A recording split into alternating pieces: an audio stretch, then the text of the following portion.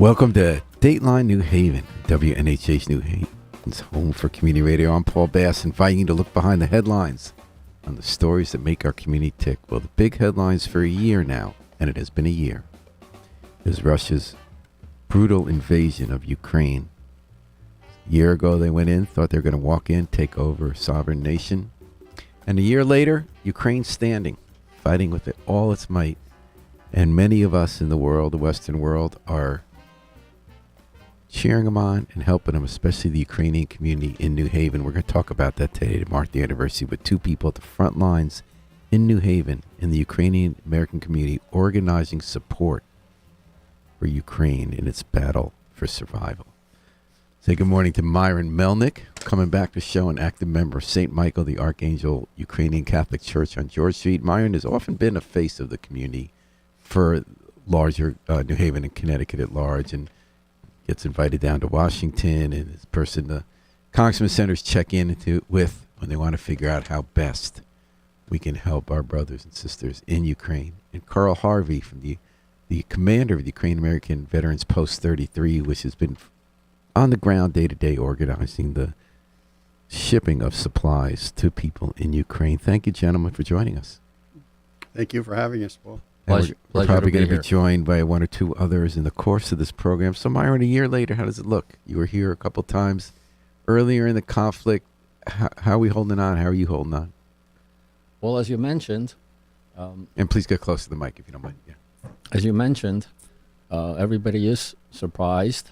Over the past year, Ukraine's military, Ukraine's people have shown unbelievable courage and resilience in withstanding this onslaught, which continues. However, I'm a little bit less sympathetic, or a little bit less sanguine about the future, because time is not on Ukraine's side. With the passage of time, there'll be more casualties, there'll be more infrastructure destroyed. Ukraine's economy is suffering. It's on life support and wouldn't be able to function without Western support. I think the GDP dropped something like 40% last year. Wow. Russia continues to control access to the Black Sea, which is critical for any exports for Ukraine, and those are not really happening. And we have to remember that Russia has 3.5 times the population of Ukraine.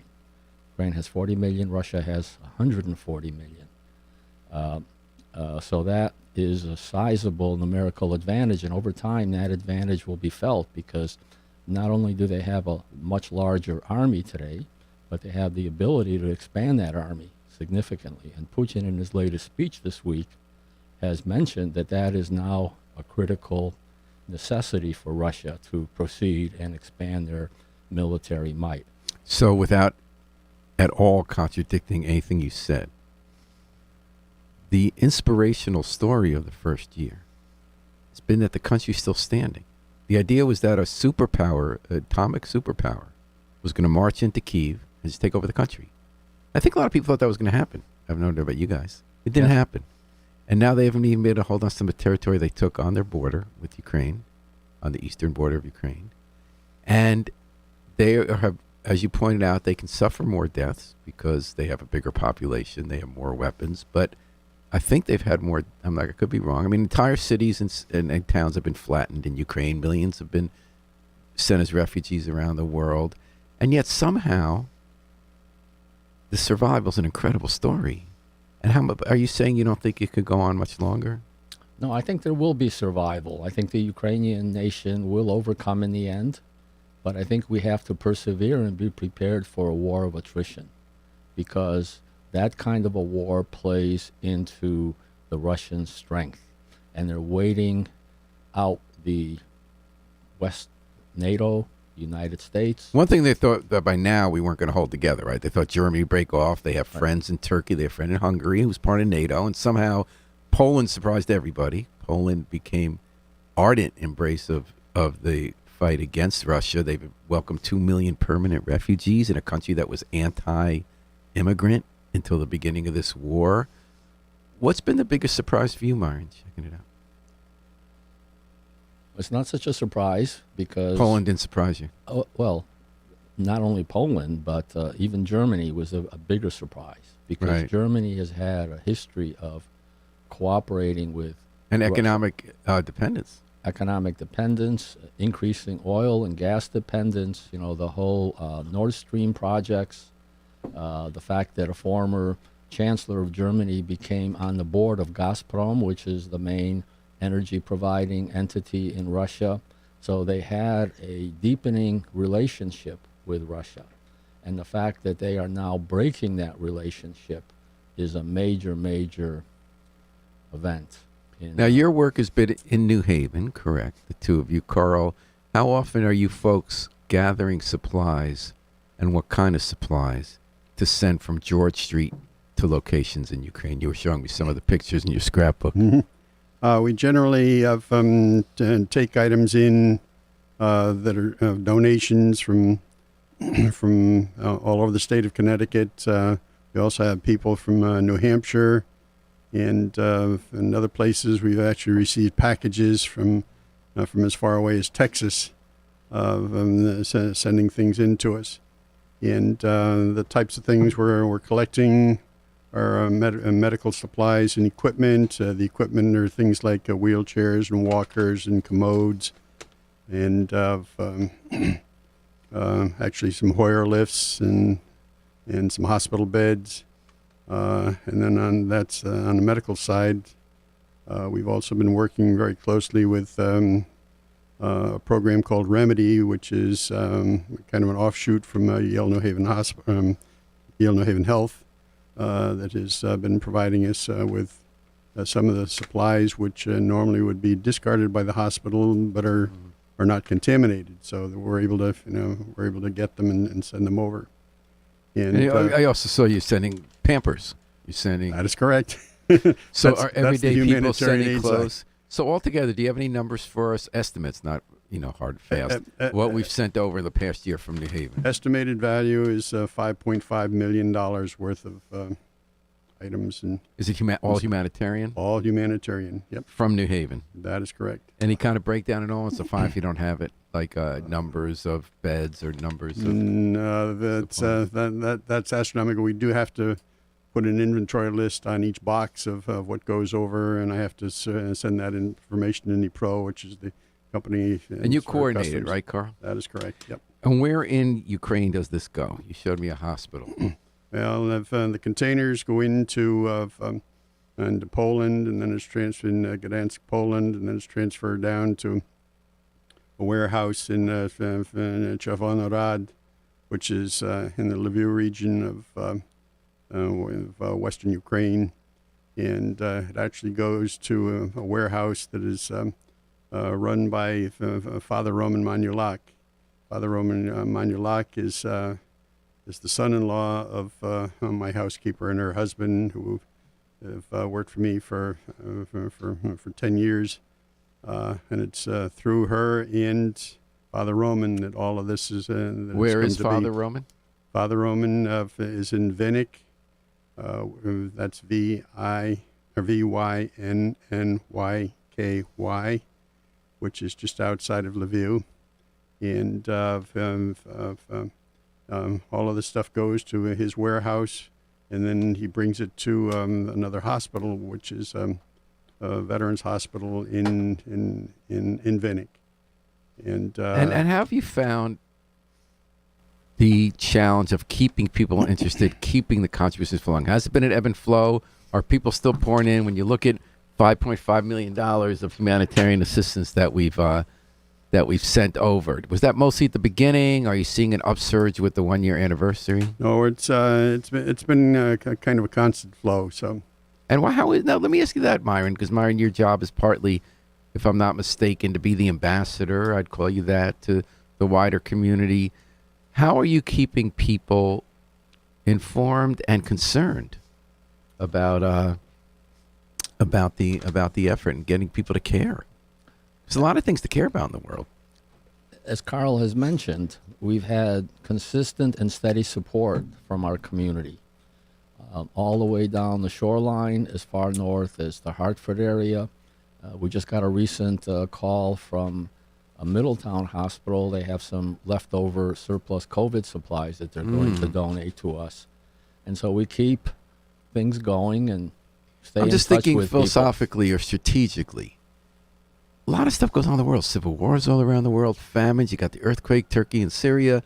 How do you get people to still care about this sovereign democratic nation of 40 million people that has a neighbor that's trying to just overrun it and take it over? How do you get someone to care about that in their lives here in New Haven? I think in New Haven and in the entire United States, there's a deep-rooted sense of helping and cheering for the underdog, especially if the underdog is fighting a brutal neighbor who invaded and is trying to destroy it. There is a strong sense of preserving democracy and allowing people to determine their own fate rather than being overrun by more powerful neighbors and countries. So that is kind of a historical root core belief in the American population. And so they see what's going on in Ukraine on the news. They read about it. They talk to people about it. And so that message resonates. And It has. And did you know that was going to be true? I was a little skeptical. What always strikes me is when I walk around town or from my backyard, all of a sudden it'll hit me, okay? I care about things going on in my life, and they matter. Things going on in my community, they matter. But then I look up, I said, if I were in Ukraine, I'd have to worry that this house right now is going to get bombed, if not me killed. When I'm walking downtown, the middle of my city, the city hall, the library, the place I go to work, there could just be a bomb falling on it any day. I wonder how people, because obviously people in Ukraine have adjusted to that and they continue going out, they continue leading their lives, they continue resisting, but also how we in this country process it and then translate it to helping Carl or others get materials over there and have our elected officials know we want them to stand strong. As I mentioned, there is a deep-seated reserve that people have in this country. People in this country are not just concerned with their day-to-day survival. Fortunately, the country is wealthy enough and people have the means and the ability to have a normal life. And so there is a reserve that is left over for volunteer work. And this is a long-standing tradition in the United States, too. So you weren't surprised? Not A very, year ago, you'd said, I could be here a year from now. Russia will not have won, and people in my home city are still going to care and help me support them. Yes. All right, we're talking about that on Dateline New Haven. I'm glad some people have hope and informed hope, because you're not a Pollyanna about what lies ahead in the second year of this war. On Dateline New Haven, WNHH FM, New Haven's home for community radio. Talking to Mari Melnick and Carl Harvey, leaders in the Ukrainian American community in support of the Ukrainian nation as they try to resist the invasion by Russia. And we have two other folks joining us, Alexei Antoniuk. Did I get that right? Oh, can you go in the mic? I'm sorry. Uh-huh. And you've been on before. Guy with a great sense of humor, even in tough times. You're a student at Yale, correct? Yes. I'm currently a junior. A junior. And I'm sorry I haven't met you yet. What's your name? Christina Lugvenyuk. And Christina, are you at Yale as well? Yes, I'm a sophomore at Yale. And I'm going to ask you to get real close to that mic and look into it. Christina, did you come directly from Ukraine to Yale? I did not. I am from Cleveland, Ohio originally. My parents are from Western Ukraine, though. I was raised very Ukrainian here in the States. And again, if I'm going to ask you so close to that mic, maybe pull it to you so that you're almost touching it because I can hear you more clearly. You have a Ukrainian accent, but you grew up in Cleveland. I've been told I have accents in Ukrainian when I speak in Ukrainian. I've been told I have accents in English when I speak in English. I think that comes from being forced to read in Ukrainian every day in an American household here. So you were in your second semester at Yale. I'm in my second year. Yeah, but last year at this time. You were in your second semester at Yale. Yes. A young person, new phase of your life. You're already in the midst of a pandemic that has made your college experience and coming of age experience different from previous generations. And then this invasion of your parents' homeland hits. How did that affect you? And how has that affected your life in the past year? I think any conscious Ukrainian or anyone who considers themselves a conscious Ukrainian remembers where they were the moment they realized what was happening in the country. For me, it has always been vital to share information about Ukraine previously to 2014, previously to the full-scale invasion. And I think that's just been magnified immensely with this war. Everyone has their own front. Some people are literally on the front, and we must be supporting them constantly. But everyone has their own front. For us as students, it's gaining enough knowledge to be able to contribute in the future. And at that same time, we can be spreading information. I talk about what it's like to not be Ukrainian, to live in this country and just wonder out of the blue from time to time. If I were in Ukrainian, I'd see that building right there. I'd be looking around me, wonder, that could happen at any moment, which is not a reality in my life. What's it like to be someone who is of Ukrainian heritage? What do you think about day to day? How does this enter your consciousness as you live your life as a student in America? Someday you're walking down the street, you're observing the beautiful architecture we have on our campus, and it comes in and out. After a year, you start forgetting at times what is happening as you go on with the mundane moments of your life. And then it comes back, it flows back, and you realize that you need to put in more effort into what you're doing here, because that's the only way to counteract the emotions that come from living and understanding what is currently happening. As I'm peacefully walking down the street right now here, what is happening to my peers in a different country who should be living their lives in school. And do you have experiencing family these members who are still in Ukraine? things. I do. Mine, fortunately, are mostly in Western Ukraine, so they're not as close to the front. Some are in Kyiv, some are in further eastern portions, as one of my third cousins is a medic. And so you kind of hear in waves, and you're constantly worried, and that's constantly in the back of your mind. So you can imagine how taxing that is on a day-to-day. So, Christina and Alexei, what are you doing in terms of support for Ukraine right now, either on campus or New Haven? What are some of the specific efforts you've been making, some of the activities you've been involved? And again, I'm going to ask you, get so close to that mic, you're almost touching it. So I think at Yale, students can do essentially two functions. One function is to help educate future American leaders about Ukraine and to instill pro-Ukrainian narratives. For instance, that Ukraine is a victim of the Russian aggression, that Ukraine is defending its democracy and freedom against Russian imperialism. And I think we need more Yale students to hear these ideas, to engage and to understand what the war really is. And this one line of effort we are right now exhorting.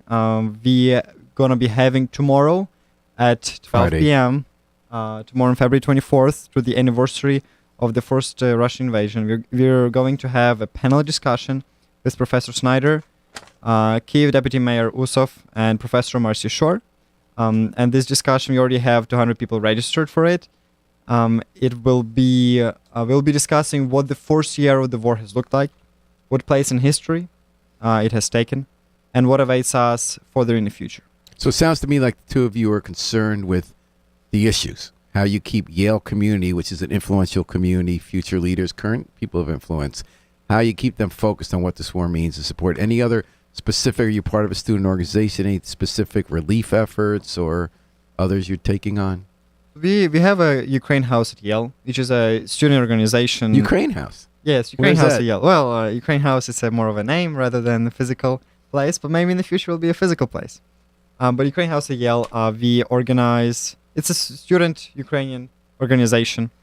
And outside of promoting discourse about Ukraine on campus, we are also fundraising money for relief or for assistance to Ukrainian military. Uh-huh. Right now, we are having a large fundraiser aimed at gathering funds for Ukrainian electricity generators Mhm. to the battlefield. Because one of the biggest troubles that Ukraine is facing is the missiles. Russian missiles keep falling on Ukrainian cities and energy infrastructure. Is that very often there is literally no electricity, and generators is the only way to keep the house heated. Is the only way to keep the economy and the country in general running. So we are helping Ukraine with this generator. So you're raising generators money, relief. you're raising consciousness, and does Ukraine House partly, because you're talking about all different houses at Yale for different groups of students, so partly a mutual support thing, Christina? Do you find it helpful to have, do you guys have dinner and talk about your families and how you, is it helpful to be around other Ukrainian students, and how many are there? There are quite a few, and they come from all different walks of life. So some are international students straight from Ukraine. Some are students, part of the diaspora, like I am, who grew up here. And we all join together and share our very different but unified experience of being Ukrainian. I think towards the beginning of the war, it was really without community, this wouldn't have been possible to get through. Having mutual support in this trying time, whether that is from even from American friends who don't have a personal stake in the matter, they supporting you is one of the greatest blessings I've had in this community throughout this war. Thank you. We're talking about the invasion of Ukraine a year later, and efforts in New Haven and elsewhere to support the Ukrainian people. What about on the ground? What weapons are coming there that are needed, and what kind of, there's been a whole debate about what kind of lines can the U.S. cross. They don't want to go use anything that goes into Russia with any American personnel, but we are going to be sending advisors now to help train. What do you need from America that you're not getting?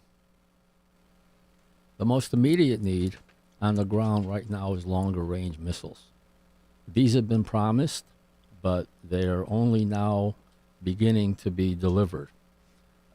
Having short range missiles, which are currently available, limits the range and the ability of Ukraine's armed forces to destroy arms depots, other critical infrastructure for the Russian army, which enables it to continue and expand its aggression. Beyond that, it's important to get tanks in place. And again, these have started coming in, but it's very, very slow. I understand there's some training going on these Leopard tanks in Poland, in other countries of Europe, but it's too little, too slow. And it's important to get more of that kind of weaponry in place right away, because there is an anticipated offensive from Russia in the spring months once the ground becomes... Is there any hope, though early on there was a lot of this in the West and that kind of died down, that at some point Putin's control will collapse, either interior fights among the Wagner Group and other members of his coalition he's trying to keep together of a failing military? Is there any hope that in the next year Russia's ability to wage this war will push them to a place where they need to concede and negotiate? Or do you think there's just going to be a battle to the end, whoever prevails, including Crimea, getting back Crimea? I think it's going to be a protracted war. There's an election in Russia next year. Putin is not going to be running on a peace platform.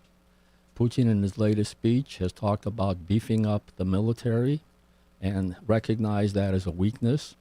And by dragging out the war, this gives him the time to do that. And will the Russian people ever have any capacity to again? If you look at elites, if you look at the internal propaganda going on in Russia now, it is no longer a special military operation. It is now a war. In Putin's speech, he said it is a war that the West started, that NATO and the U.S. started, and now Russia has no choice but to defend itself. Russian propagandists are talking about this as the third patriotic war. The first one being Napoleon in 1812, the second one being World War II. And that is now, this current conflict, this current war is being shaped into a great patriotic and it is becoming war. much more of a potential world war than it was a year ago. And anyone can jump in on this, by the way. We're now seeing in recent days, it's unclear what China's full intentions are. They're clearly allied with Russia. Will they go over that line and give military aid? Iran certainly is. The West has stayed behind Ukraine. However, Africa has not. And South America. South America has not. So that's right, Lula in Brazil. So what does this mean now that there seems to be an entering of other nations on both sides? Is this going to come into some kind of broader world war, do you think, Eddie? What do you think? Well, broader world war, I think it is a very far stretch from what the situation currently is. What is happening right now is happening in Ukraine, it's happening in Europe, and imagining China putting troops in Ukraine. Well, not troops, but even if you're talking about military assistance. Look, the thing is, I think many Americans misunderstand how strong America is.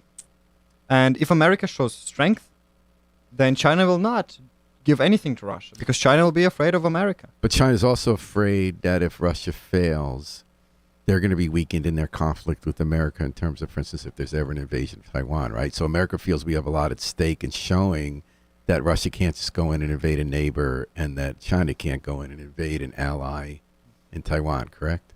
Yes, correct. What is happening in Ukraine has huge ramifications for Taiwan, because if America is going to be giving in, as it is currently is doing, giving in to Russian nuclear blackmail, then why cannot China do the same thing with Taiwan? Why cannot China do the same thing with Japan and other countries? I think what is happening right now is the fact that Americans are so afraid to listen to Ukrainians and be ready to provide more support, more aid. So I think you feel that shows U.S. bad isn't messages. going far enough. You feel like No, they're too worried America that is very strained. you America is think they're incredibly worried that strained. Russia's going to push the nuclear button, and you think that's not a realistic worry? Or Yes, Biden administration policy so far has been that to completely eliminate any risk of further escalation. And this policy, it may seem like a good policy that protects the world. At the end of the day, what works out is that Putin goes out on a stage and says, I'm going to use nuclear weapons. Oh, look at my new long-range intercontinental missile. And then American politicians, instead of evaluating, will Russia really use nuclear weapons? Is Russia ready to do that? Instead of doing that, American politicians just give in to Russian demands. For instance, that America imposes artificial line that Ukraine cannot attack targets inside the Russian territory. Like, this is ridiculous. Russia is attacking all over Ukraine. And according to the rules of war, if one side is attacking all over one country, the other side can respond. It is very natural. But America imposes artificial line where we cannot provide long-range missiles because they will be able to inflict damage on the Russian territory. So what did they're the afraid of escalation. what This did the is four of you think this week when Biden made his surprise visit to Kyiv? Well, the Biden's visit to Ukraine has been extremely important symbolically, because Biden showed his personal commitment to Ukraine, and this is the first time that American president has visited a wartime country that did not have American troops on the ground. And I think it shows the dichotomy and the maybe inconsistency. It shows inconsistency of the American policy right now. Is that in one way, America is so attached and so committed to Ukraine, rhetorically and symbolically, but at the same time, the weapons transfers do not match this commitment. They are incremental. They're just drip. Here are like some tanks. Here are some artillery. Here are some ammunition. Should not be like that. Should be like what happened in World War II. You had concrete, systematic, full-out military support, and Ukrainians could rely on this military support. Now they cannot. And now Ukrainians you're don't know when aware the next that in day is gonna America, that while the leader, even the Republican leaders of the Senate and the Democrats in the White House and the Congress are fully supporting Ukraine, there's a big segment of the political electorate, the Trump wing, Tucker Carlson is the loudest voice against. They're pro-Putin. They're against any more American support. Yesterday, Donald Trump was in Ohio saying, while you're over there with, in Kyiv and worrying about Ukraine, you're not worrying about the people here. Carlson is continually the most influential voice in America on political TV, on Fox News, and the people he represents in the U.S. House of Representatives have been very skeptical about further aid. They're saying they're kind of pro-Putin, how are you going to deal with that? How does that factor into all this? I think the strategy of some Republican, I'll call them marginalists because it's certainly not a majority, their strategy is to drag this out into the next election campaign, which is not that far away. And then it's a question of who is going to be a candidate and what is the position of that candidate going to be. And that has the potential really to disrupt a lot of this bipartisan support. Certainly, we have not heard much from former President Trump to support. Well, we did yesterday. He was critical of the attention paid on Ukraine as opposed to. Well, by that I mean we haven't heard much in the way of support or Oh, I see what you're saying. or recognition of Ukraine's courage and perseverance in this war. And I think that is going to become an increasing theme with what former President Trump expressed yesterday. And more importantly, Tucker Carlson is really on Yes. a rampage against American support for Ukraine. And I think the Russians are depending on that. And that's why they want to drag this out. And they're replaying Fox News on Russian TV repeatedly. Yes. Right. And there are elections in other European countries. Does that mean we have only a year, Myron? Is this going to be the year that we can count on American support, even to, as it was just pointed out a minute ago by Alexi, even that support you feel isn't what it should be.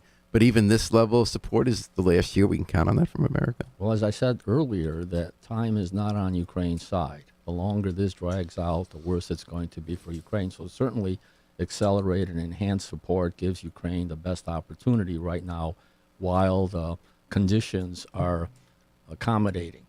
Because in 2025, the conditions may change and the Russians will still be there. What about Moldova now? We heard in the last day that there's a breakaway republic portion of Moldova bordering Ukraine in the south that is controlled by pro-Russian forces. And ominous statement by Putin yesterday that he claimed that people wearing Russian army uniforms are secretly going to be Ukrainians to provoke a violent conflict there would be the pretext for Russia to attack. What's your interpretation of that? The Moldovan president, Sanu, has stated that they are controlling the borders because there are people coming in, civilian, supposedly, but they are being stopped at the border, and these people who are coming in from outside have the potential to form a fifth column to undermine the authority of a government, to influence. So then, to Alexis' point, is this more that we're more worried about what Putin's going to do, but he's not really going to do it? Like we're worried about Belarus being drawn in, or is there actually going to be fighting there? Moldova, or would you say, Alexi, this is another category where Putin succeeds to cowing the West by playing into fears of what can happen with rhetoric, but he's in fact not in a position to carry out in his own interest? I think you captured it quite correctly. That actually Russia is much weaker than we imagine it to be. We think of it as a superpower that is in the past has been unequal to America. Now, like if American military would engage with Russian military, American military would take a few weeks to destroy the entire Russian military. Like Russia is much, much weaker than we think it is. And what is Putin trying to do? Putin is trying to focus on issues that put Russia on par with America, like nuclear weapons, like the UN Security Council, and other issues. And then Putin's ability to escalate is really overestimated. What else can Putin do? When people talk about, like this war could expand, etc., Putin is already using 100% of Russian military. There is nothing more that Putin can do except for launching nuclear weapons on Ukraine. And Putin will not do this if America stays strong. And the Transnistrian question in Moldova, it is overestimated. The Russian troops there are combat ineffective. They don't pose any issue. With Belarus, not in the short run, Lukashenko, the Belarusian president, he will not allow Belarusian troops to invade Ukraine. It will be a suicide for him, and he understands that. And therefore, Belarusian troops have not entered Ukraine. In the long run, we need to get more accustomed to the idea that Belarus may be part of Russia. However, in the short run, just Putin cannot escalate. He's too weak, and he wants us to believe that he's not. Is that the consensus of the other three of you? Or everyone's head nodding? Or what do you think, Myron? That is correct. What will a desperate man do? I'm not convinced that he is at the end of his capability at this point because he's consistently drafting more than he promised to draft in the fall when he proclaimed an additional call-up of 300,000. There's more than that going on. And obviously they're not always the most efficient troops. They're kind of Right. being used as fodder. They pull them out of the prisons. Cannon fodder, yes. There's human fodder, yeah. You know, it's kind of interesting. I always wonder when you guys talk, and, I love hearing you both talk. You know so much about it. Like when I hear Myron and I hear Alexi, I hear two different generations. Am I correct? Do you think there are ways that someone who, you were in the U.S. military generations ago, and I kind of hear a lot of urgency and idealism from Alexi. Tell me if that's true, where you're just frustrated when you see America's might and you see them not having the resolve because they're cowed by Putin. Whereas, am I correct, Myron, that you might see Putin as someone who's more willing to do something reckless that does not appear to be in his interest? I don't know. What do you think? Or maybe I'd like to chime in here. Chime in, please, Christina. I think that what we're looking at is a hope from a withdrawal from appeasement from the West. I think if we look back historically, the constant kind of idea has been to de-escalate. And what avenue have we chosen to do that through? Appeasement. And I think in backing Ukraine as far as Biden physically going there, we're starting to step away from that appeasement of Russia. And right now is that turning point of whether we will continue on that path or whether we will fall back on what has been done in the past to de-escalate via appeasement. It's a good point, because in Georgia in 2008, in Crimea, and in Donbass in 2014, there's always a tendency to say, well, this is limited, we don't want to escalate. That it becomes a fact on the ground and staging ground for the next. I also wonder, Myron, whether our generation and Biden needs to hear more from folks of their generation about the need to have courage and not be frightened by your worst fears, and to call a bully who might not have as much strength as he thinks on his threats. Do you think that's what's going on here? Yes, this is evil. This invasion violates norms. It violates the Charter of the United Nations, of which Russia is a signatory, and they're still unbelievably in the Security Council, where they can veto resolutions that are not in their interest, whether it's relating to Ukraine or helping refugees in Syria or Turkey. And so this is a very clear-cut case of confronting evil, and this is now the line that has to be maintained and drawn. And this is no longer a time for further appeasement and letting Putin have his way. Christina, Alexei told us about some events taking place at Yale the next 2 days. I want to ask you a little more about that. I'd just like all of you to tell us about, with the one-year anniversary, some of the details of events planned. Maybe if Carl and Myron could go first about, in the broader New Haven community, on Thursday, Friday, and Saturday, what's going to be happening? Well, on Friday evening at St. Michael's Ukrainian Catholic Church, 569 George Street, we're having kind of memorial service. It's been organized by the Knights of Columbus Council at the church. We've invited from Senator Blumenthal, who is going to be there. We've also invited Congresswoman Rosa DeLauro and Senator Murphy. However, because of other commitments, they're not going to be able to be with us. But that's open to anyone who would like to come. It starts at 6 o'clock and will probably end about 7:15, 7:30. It's a 569 George Street in New Haven. Thursday night, there's a forum at School of Management at Yale with Senator Blumenthal about the war.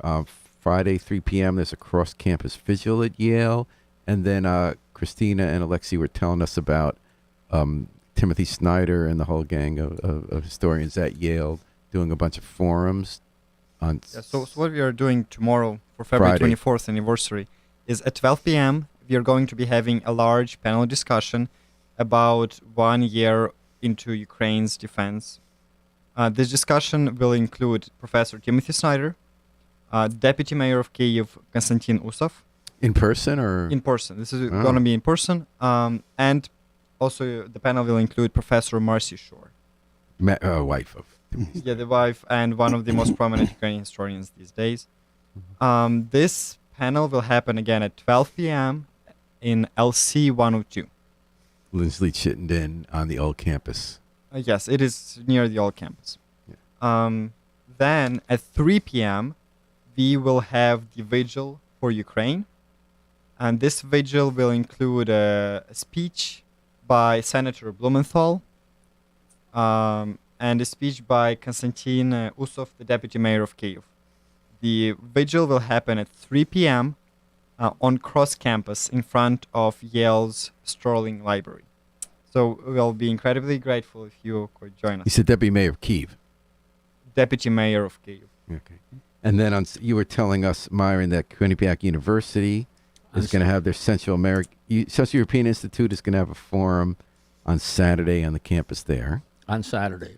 I'd like to also bring to your attention that, we're doing work here locally. There are other Ukrainian communities throughout the country that are doing events.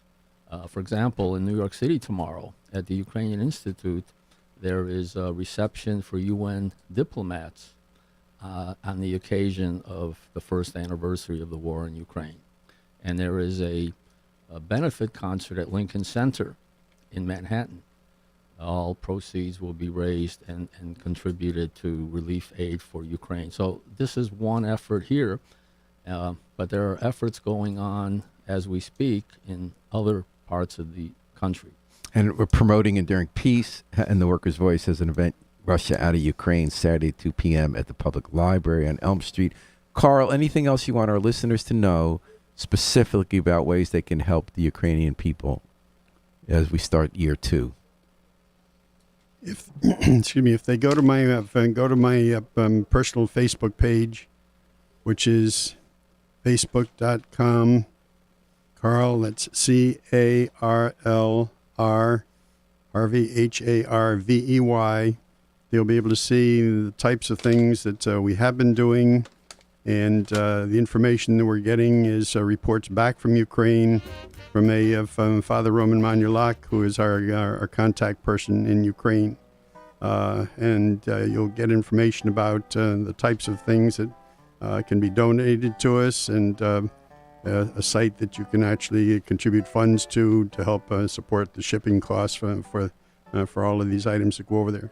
We also do send money directly to Father Roman for him to buy things over there as well. So that would really help us and support us in what we're trying to accomplish. Well, Christina, Lexi from Yale, Carl, and Myron from St. Michael, thank you so much. I know it's a busy time for coming in here and updating us on WNHH-FM about the war. And also I want to ask Alexi and Christina to keep our generation on its toes and remind us about what our values are and how to have courage. We absolutely will. All right. Yeah, we can count on it. Okay, good. I count on you folks. I also count on Harry Droz, the best station manager in the business, for keeping us on multiverse worth of platforms here on the show.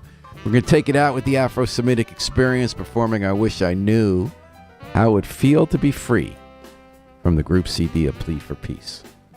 This is Paul Bass inviting you to fly free with us all day, all night, and all weekend long on WNHH, New Haven's home for community radio.